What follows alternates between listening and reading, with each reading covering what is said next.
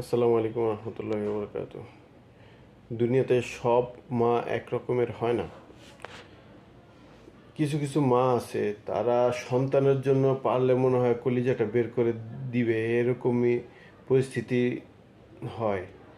সন্তানকে ছোট থেকে বড় করার জন্য যেই সংগ্রাম করে, অনেক বড় ধরনের সংগ্রাম করে। তারা দিনরাত তাদের জন্য খাটে, রান্নাবাড়ি করে।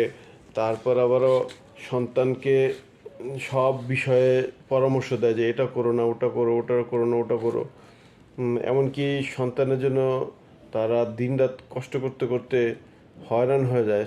তারপরও সন্তানের যে ভালো হবে বা ভালো মানুষ, আদর্শ মানুষ হিসেবে যে গড়ে উঠবে, এই আশাটুকু তারা ছেড়ে দেয় না।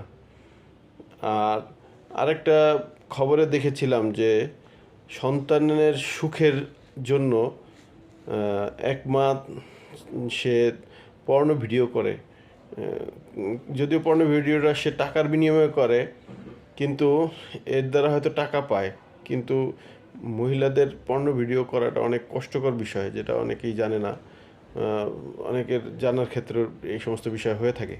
আবারও কিছু কিছু স্বার্থপর মা আছে, যেমন তারা সন্তানের দিকে এত খেয়াল থাকে না, অথচ বয়ফ্রেন্ডের জন্য দামি দামি কসমেটিক্স কিনে, ফেসিয়াল কিনে, অথচ সন্তান কাপড় সেলাই করে করে পরে, সেদিকে তাদের কোনো লক্ষ্য থাকে না। তো আমরা চেষ্টা করব মানুষকে ক্ষমা করে দেওয়ার জন্য, মানুষের খারাপগুলো, আর দোয়া করব যাতে আল্লাহ তালা সব মাদেরকে আল্লাহ যাতে ভালো করেন। এমনকি মাকে সম্মান দিয়ে চলার জন্য চেষ্টা করবো। আল্লাহ তালা তৌফিক দান করেন। আমি